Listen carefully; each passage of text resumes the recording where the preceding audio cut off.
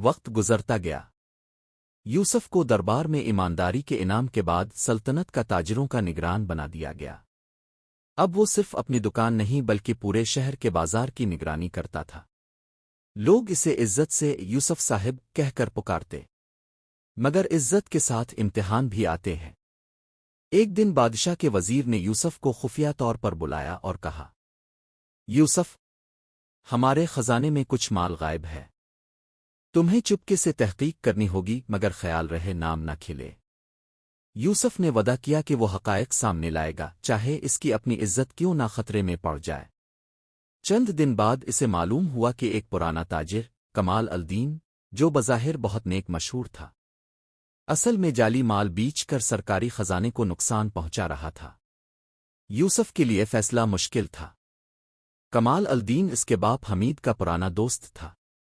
اگر وہ سچ ظاہر کرتا تو ایک بزرگ کی عزت خاک میں مل جاتی، اگر چھپاتا تو اپنی ایمانداری داغدار کر لیتا۔ رات بھر وہ مسجد کے صحن میں بیٹھا رہا۔ ہوا ہلکی چل رہی تھی، آسمان پر چاند تھا، دل میں کشمکش تھی۔ آخر اس نے قرآن کھولا۔ پہلی آیت جو سامنے آئی وہ تھی، اللہ ان سے محبت کرتا ہے جو حق پر قائم رہتے ہیں۔ یوسف کے آنسو بہنے لگے۔ صبح ہوتے ہی وہ دربار میں گیا۔ اس نے پورا معاملہ بادشاہ کے سامنے رکھ دیا۔ کمال الدین کو بلایا گیا۔ جب سچ سامنے آیا تو سب حیران رہ گئے۔ بادشاہ نے یوسف سے کہا، تم نے سچائی کے بدلے اپنے دوست کو قربان کیا۔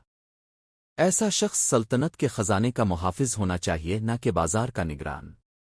یوں یوسف کو شاہی خزانچی بنا دیا گیا۔ اب وہ صرف مال کی نگرانی نہیں کرتا تھا بلکہ غریبوں کے لیے نیا فنڈ بھی قائم کیا۔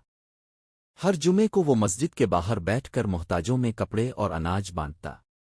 ایک دن وہی درویش جو برسوں پہلے اسے راستے میں ملا تھا پھر سے اس کے دروازے پر آیا۔